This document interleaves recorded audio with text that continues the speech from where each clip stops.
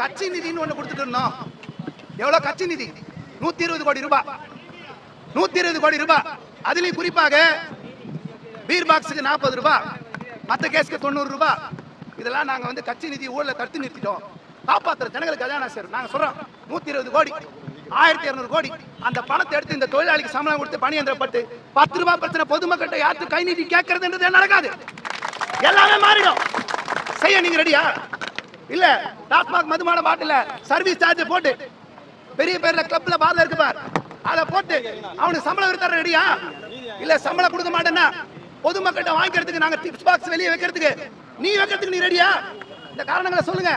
எப்படிதான் வாழ்வான் அந்த தொழிலாளி? உங்களுக்கு தேவையில்ல அரசுக்கு கஜானா வருமானம் 4765 கடையை மூடு. பெண்கள் சந்தோஷமா இருப்பாங்க, ஜனங்க நல்லா இருப்பாங்க, இளைஞர்லாம் குடிக்காம நல்ல வகையில போவாங்க, மாணவர்லாம். அரசாங்கத்துக்கு தான் வேலையா? நம்ம அமைச்சர் ஆதவ அர்ஜுன் அவர் எலெக்ஷன் முன்னாடி சொன்னாரு, கலெக்டருக்கு தான் வேலையா? டாஸ்மாக் தான் வேலையா? நாங்க அமைச்சரோட சேர்ந்து நிக்கிறோம். டாஸ்மாக் அரசாங்கம் நடத்தாது, இழுத்து மூடு. தேவையில்லை. எங்க தொழிலாளிகளாம் பணி எந்திரப்படுத்தி மாற்று வேலை கூட நல்லா இருப்பாங்க. சம்பளம் வேணும். நாங்க விட்டு போற ஆள் இல்ல. இது வரைக்கும் எடப்பாடி ஆட்சி, ஸ்டாலின் ஆட்சி சந்திக்காத 4 நாட்கள் வேலை நிறுத்த போராட்டத்தை ஜோசப் விஜய் தலைமையிலான ஆட்சி தான் சந்தித்தது. அந்த ஆட்சி தான் சந்திச்சது. ஏன்னா நீங்க 717 கடையை மூடி அந்த தொழிலாளி நடத்தல நிறுத்தினீங்க. அந்த காரணத்தால் தான் இருக்கு. டாஸ்மாக்ல வேலை செய்யறவனுக்கு குடும்பம் இருக்கு, குழந்தை இருக்கு, அவனும் போராடுவான். மது விற்கிறது அரசாங்கம் நிறுத்திட்டோம். நாங்க இன்னொரு கோரிக்கையை முக்கியமா வைக்கிறோம். சிஎம் விஜய் அவர்கள் எம்ஆர்எஃப் கம்பெனி முதலாளி, BMW கம்பெனி முதலாளி, ஊர்ல இருக்கிற எத்தனை பன்னாட்டு முதலாளிகள், சினிமா துறை, சின்னத்துறை, அத்தனை துறை, தயாரிப்பாளர் துறை எல்லாரையும் பார்க்கிறார். கருப்பு பட டைரக்டர் ஊர்ல இருக்க எல்லாரையும் கத்தி தொண்டை கிட்டே கத்திட்டு போய் டாஸ்மாக் ஊழியர்கள் எங்க சங்கத்தோடு, தமிழ்நாடு டாஸ்மாக் விற்பனையாளர் சங்கத்தோடு முதல்வர் அவர்கள் பேச்சுவார்த்தை நடப்பதற்கு அழைப்பு கொடுக்கணும். அமைச்சர் விக்னேஷ் அவர்கள் எங்களோட பேச்சுவார்த்தை நடத்தணும். சமூக நீதித்துறைன்னு ஒரு துறை இருக்கு. அந்த துறையினுடைய அமைச்சர், மதிப்புக்குரிய அமைச்சர் வன்னியரசு அவர்களுக்கு நாங்கள் கோரிக்கை வைக்கிறோம். இதுல வேலை பார்க்கிற 50% பட்டியலின சமூகத்தை சேர்ந்தவர்கள். இவங்க எங்க போச்சு சமூக நீதி? யாராவது கேட்குறீங்களா? அதை 11,000 ரூபாய் சம்பளத்தை வாழ்றானே, அவனுக்கு சமூக நீதி வேணாமா? அமைச்சர், சமூக நீதித்துறை அமைச்சர் மதிப்புரிய வன்னியரசு அவர்கள் எங்கள் குறையை கேட்க வேணும். ஜனநாயக நாட்டில் நாங்கள் போராடக்கூடாதா? நேற்று காவல்துறையில 2 தரப்பு நைட் வரைக்கும் பர்மிஷனே கொடுக்க கூடாது, இன்னொரு தரப்பு பர்மிஷன் கொடுக்கணும். ஏங்க போன ஆட்சியில 4 ராஷ்டிரம் கடந்த பிறகுதான் அனுமதி இல்லைன்னு சொன்னா, போலீஸ் வச்சு மிரட்டினா. 1 மாசம் ஆச்சு, உனக்கு அனுமதி கிடையாது, போலீஸ் வச்சு எல்லா இடத்தையும் மிரட்டுறாங்க. என்ன நடக்குது? இதான் ஜனநாயகமா? இதான் தூய சக்தியா? நீங்க ஒரு போராட்டம் அறநிலை, ஒரு அற வழியில, காந்திய வழியில உண்ணாவிரதம் நடத்த கூட பர்மிஷன் இல்லையா? சில காவல்துறை நல்ல அதிகாரிகள் சரியான நேரத்தை தலையிட்டு இந்த அனுமதிக்கு ஏற்பாடு செஞ்சாங்க. எங்கள் போராட்டம் 10 ரூபாய் வேண்டாம், பணி இயந்திரம் வேண்டும், மது ஒழிப்போம், மக்களை காப்போம். எங்களோட அரசு பேச்சுவார்த்தை நடத்தி இந்த பிரச்சனை தீர்க்கும் வரை நாங்கள் உறுதியோடு போராடுவோம் என்பதை தமிழ்நாடு டாஸ்மாக் விற்பனையாளர் நலச்சங்கத்தின் சார்பில் தெரிவித்துக் கொள்கிறோம்.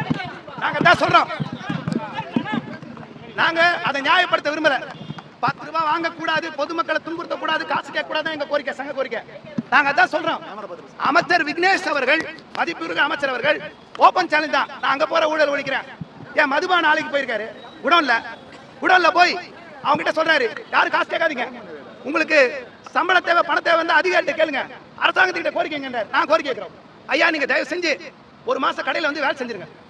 1ஆம் தேதியில 31ஆம் தேதிக்கு 11,000 ரூபாய் வேலை செஞ்சுட்டு, ஐயோ இந்த சம்பளம் சூப்பரா இருக்குது, நாங்க படிக்க வைக்கிறோம், காலேஜ் ஸ்கூல் படிக்க வைக்கிறோம், பெரியவங்களுக்கு ஹாஸ்பிட்டல் மருத்துவ வசதி பாக்குறோம், எல்லாம் சரி சொல்லுங்க, நாங்க ஏத்துக்கிறோம். நாங்க 10 ரூபாய் வாங்க கூடாதுன்னு நோக்கமா வச்சிருக்கோம். ஒழிக்கணும், ஊழலே வேணாம். திருடுறவெல்லாம் அங்க இருக்கா, காசு சம்பாரிச்சு ஒரு அரசாங்கம் நடக்குது, உழைப்பு சுரண்டலும் ரைடும் சஸ்பென்ஷனும் தொழிலாளர் தலையில விடுது. இது என்ன நியாயம்? சம்பளம் பத்தல. இதுக்கு முன்னாடி எல்லா அதிகாரிகளும் ஊழல் பண்ணிருக்கான். ஒரு மாவட்ட மேலாளருக்கும் 10 லட்சம் ரூபாய் கப்பம் கட்டணுங்க தொழிலாளி. நீ இப்ப ஊழல ஒழிச்சேன்னு சொன்னீங்க, சம்பளத்தை கொடுத்துருங்க. 120 கோடி ஓபனா வை, தொழிலாளி சம்பளம் கொடுத்துரு, பிரச்சனை முடிஞ்சிடும். ஒரு அதிகாரி ஊழல் பண்ணிக்க. நாங்க சொல்றோம், ஒவ்வொரு மாவட்ட மேலாளரும் பெரும்பான்மை ஊழல் பிடித்தவர்கள். 10 லட்சம் ரூபாய் ஒரு மாசத்துக்கு கொள்ள அடிச்சிருக்கான். அவனை ஜெயில வைக்கிறது உங்களுக்கு ஏதாவது ரைட்ஸ் இருக்கா? உங்களுக்கு நீங்க ரெடியா இருக்கீங்களா? ரைடு சாதாரண 11,000 ரூபாய் வாங்கணும், தூக்கி சஸ்பென்ஷன், கடையை விட்டு தூக்குவேன், அடுத்த நாள் வீடியோ போட்டு கடையில் இருக்க மாட்டான்.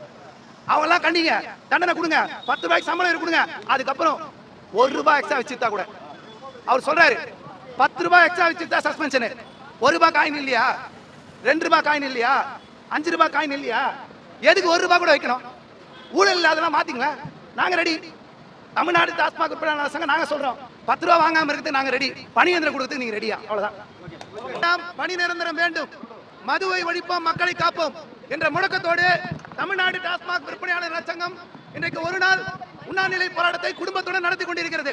இந்த நேரத்தில் தமிழ்நாடு அரசாங்கம் காலி பாட்டில் திரும்ப பெறுகின்ற திட்டம் பேர்ல இன்னைக்கு மிஷினை கொண்டு வந்து தொழிலாளர்களை யாரையும் துன்புறுத்தக்கூடாது, மாற்று திட்டம் கொண்டு வருவோம்னு சொல்லி மிஷின் மூலமா கொண்டு வரணும்னு நினைக்கிறாங்க.